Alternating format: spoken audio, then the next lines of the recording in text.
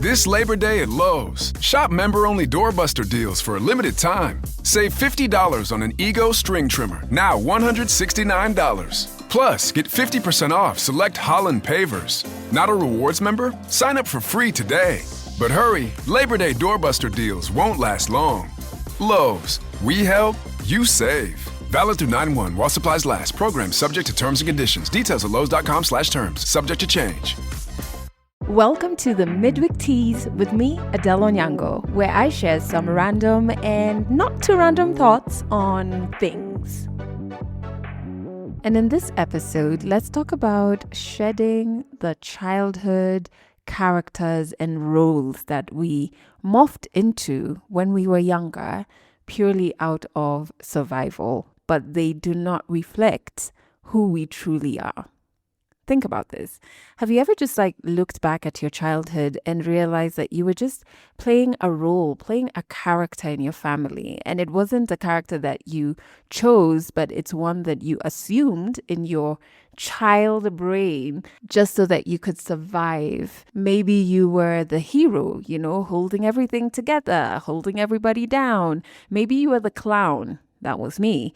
Trying to crack jokes to diffuse tension or trying to find ways to entertain so that you could reduce the tension. Maybe you were the scapegoat, carrying the blame for everything that went wrong. As I said, I was a clown. I just, first and foremost, was always smiling, always laughing. It's something that carried on into my adulthood.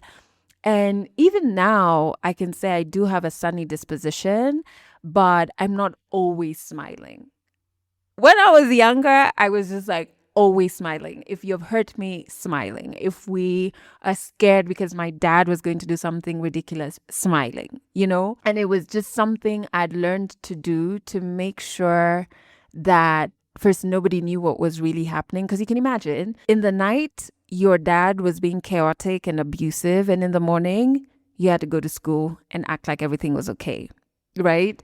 And so I think I quickly learned that when you smile and you're happy and you laugh, not only does it help diffuse tension at home, because I thought in my little tiny child brain that being that way, especially to my dad, laugh at his jokes, laugh when he tickles you, just keep him happy by you putting on this sunny disposition, then it would mean he would not be violent or abusive.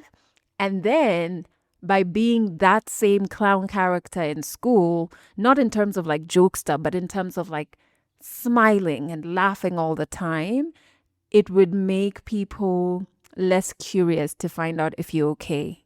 Yeah, I don't know how I did that math in my head, and then I became that character. I assumed that role. But man, the characters children create in response to family dysfunction can really follow us into adulthood, and it can shape how we see ourselves, how we love, how we fight, how we hide. And I think it dictated so much of who I was in adulthood until the more self-work I did, I realized, wait, that's not me. I have the capacity to be angry, and I should. I have the capacity to say when I'm not okay. And the world is not going to fall apart because I'm not okay. I have the capacity to cry. I cry a lot. I cry easily, But that was me. And today in this episode, I want us to explore what family dynamics can lead to these characters, and lead to these different profiles that as kids we might embody. I want to talk about how to shed them and how to reclaim your truest self and just navigate family relationships after you step out of that costume. So let's talk about the why. Dysfunction can present itself in families in many different ways. It could be addiction. I really do think in hindsight, my dad was physically abusive, but he had an alcohol issue going on. Dysfunction can be financial instability. It can be unspoken trauma, or even just parents who don't have the tools to emotionally nurture their children. So in these spaces, children adapt. Just like what I'm telling you, I adapted. I started saying, okay, I need to keep daddy happy. I need to smile. I need to laugh at his jokes, laugh when he's tickling me. I need to be there to put on a show for him, whatever that looks like, so that I keep him in a good mood. I need to keep the smile on my face so nobody knows what's happening at home. And the reason we adapt is because, in that moment, survival is like our top priority. So like when there's chaos, a child could think, if I make everyone laugh, they won't fight. If I excel and bring home awards, maybe I'm redeeming the image of the family. Maybe that will distract them from the pain. A child could think, if I take the blame, maybe then I can keep the peace. And just like that, all of these rules are born. And I've done a lot of research and reading into this. I started reading into this, and I think this is not the first episode I've talked about it, but I started reading into it when in therapy. My therapist pointed out that I was a clown. And I was like, what? Tell me more about this. And I just kept reading up about these characteristics and characters that a child may assume in a dysfunctional family. I'm going to take you through 5, right? I'm not going to talk about any that I haven't talked about with my therapist and that I haven't read up about. And so I want you to listen to these 5 characters and then comment wherever you're listening to this episode on which one you think you were, or maybe even still are. The first is the hero. This is the high achieving child, responsible, caretaker, carries the family's hope. Then there's the clown, uses humor to diffuse tension, hides their own pain behind smiles. What? I feel like this thing is shouting. That was me. The third one is the scapegoat. This is a child who acts out, rebels, carries the family's shadow. And what my therapist likes to say, it's like, now, if there's dysfunction between the parents come together to like solve what the scapegoat has done, and not acknowledge their role in the dysfunction. The fourth is the lost child. This is the one who's withdrawn, invisible, and just avoids conflict by disappearing. Then there's the caretaker or the parentified child.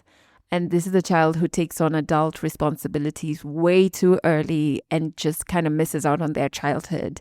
A good example, and we see a lot of people talk about it, is the typical African firstborn daughter. But each of these rules, those are the 5, each of them serves the family system, but then it comes at the cost of the child's authentic needs. Here's the thing, we obviously grow up, but these characters, so whether it's the hero, the clown, the caretaker, the lost child, the scapegoat, they don't always leave us because maybe we are not aware that we assume this role, and we're not aware that that's not who we truly are. And so if these characters don't leave, the hero might become a perfectionist, right? And terrified of failure.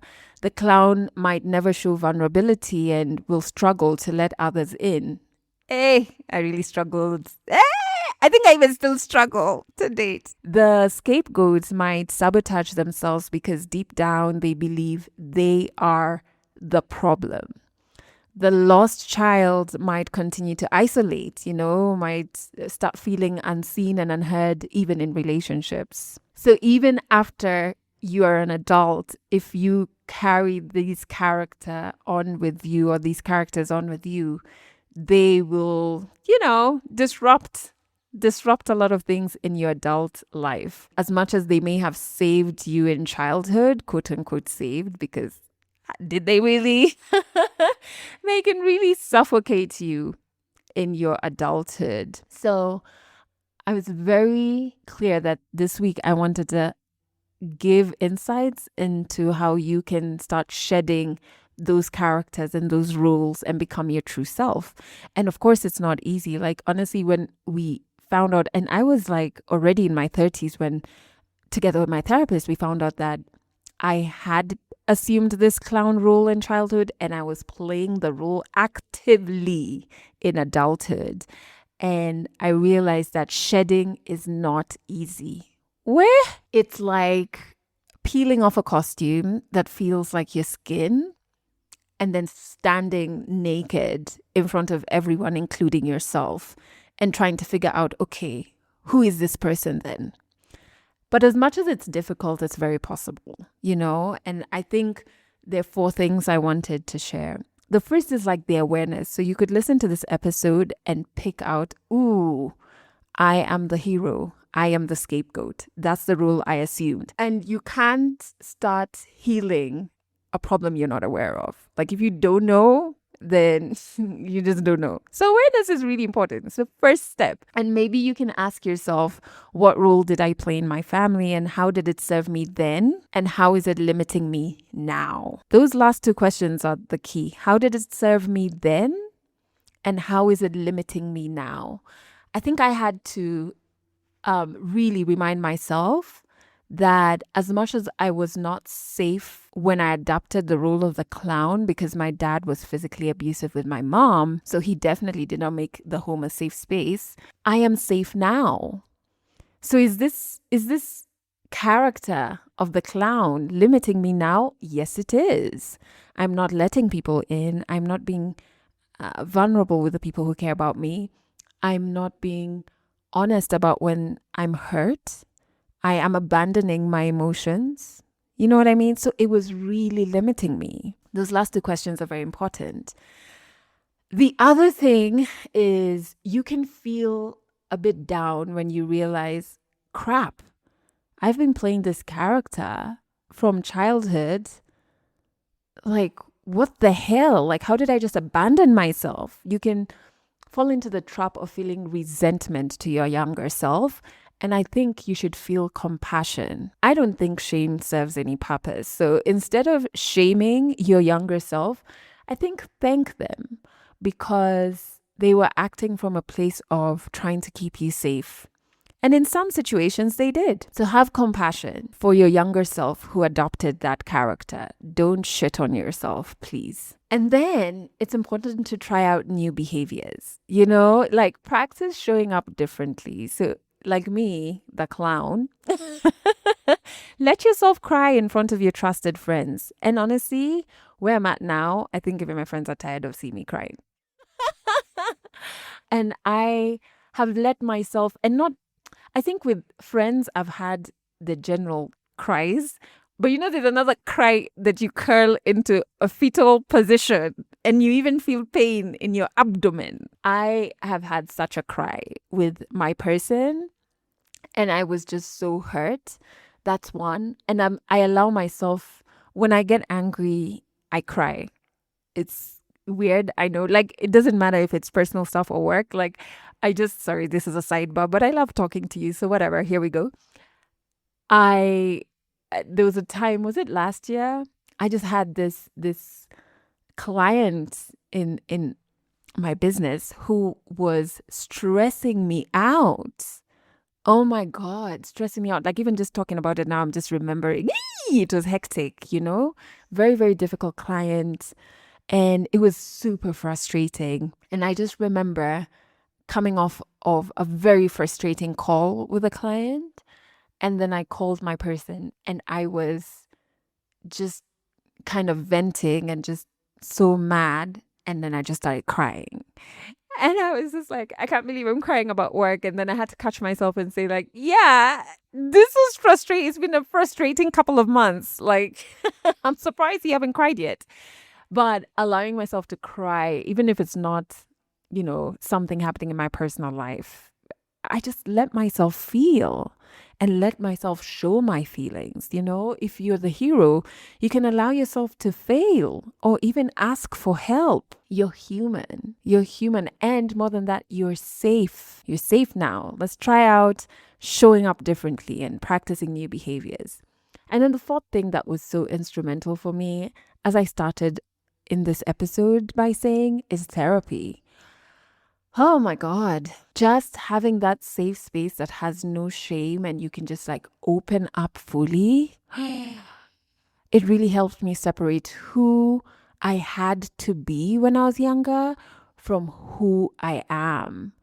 And the light that I am now, the confidence, the self-awareness that I exude now is because of that work.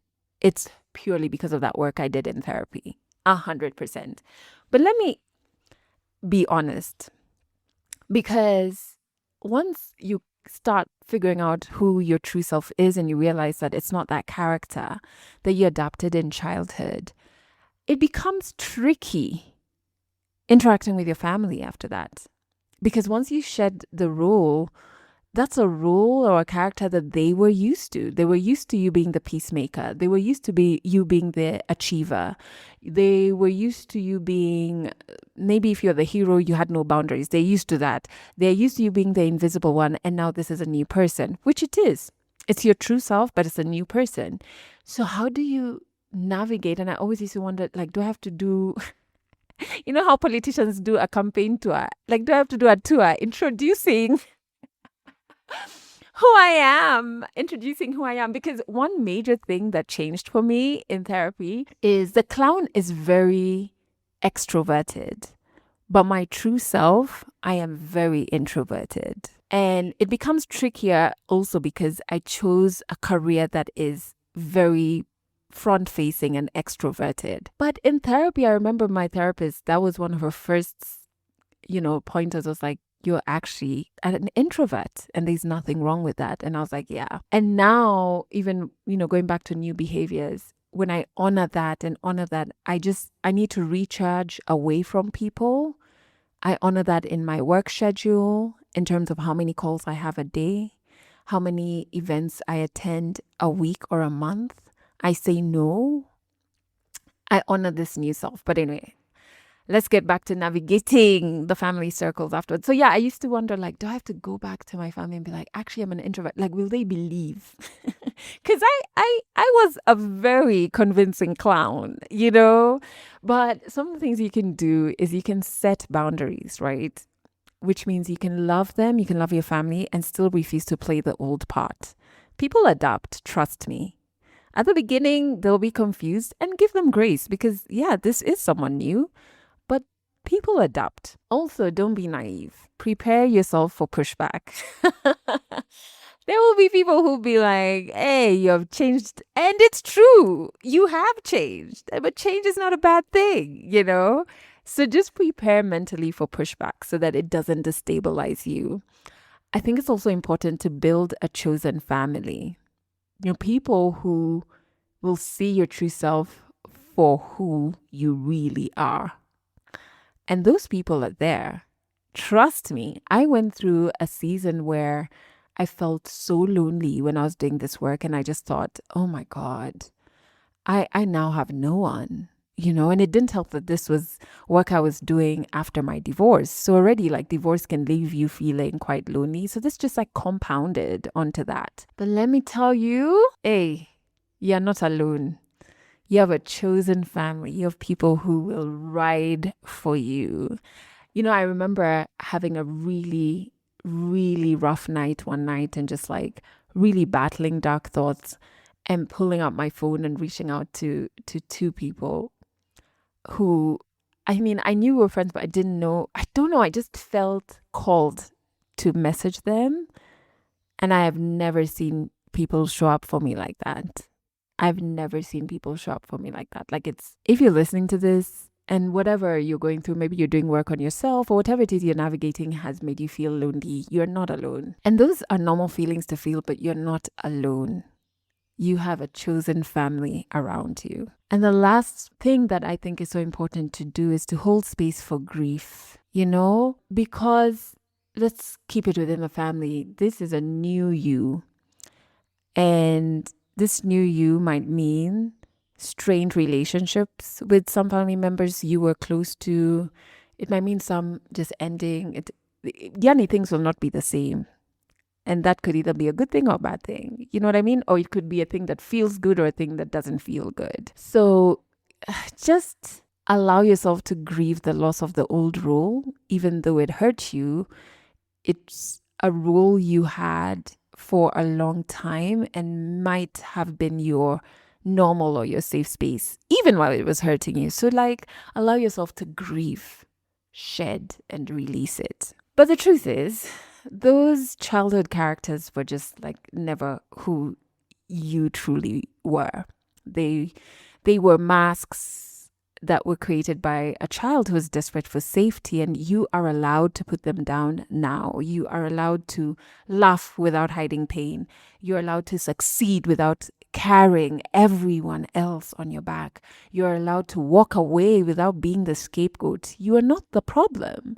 And you're allowed to be visible after years of disappearing. Because I think the truest you, the one who is beneath the character, beneath the role, beneath the costume, has just always been waiting for you. If this episode resonated with you, make sure you share it with someone who might be shedding their childhood role too. And remember, this is going to be one of the things that we're talking about at our wellness talk this Saturday, the 30th of August. We're going to dive deeper with the person who actually helped me navigate this, my therapist, Faith Guchu.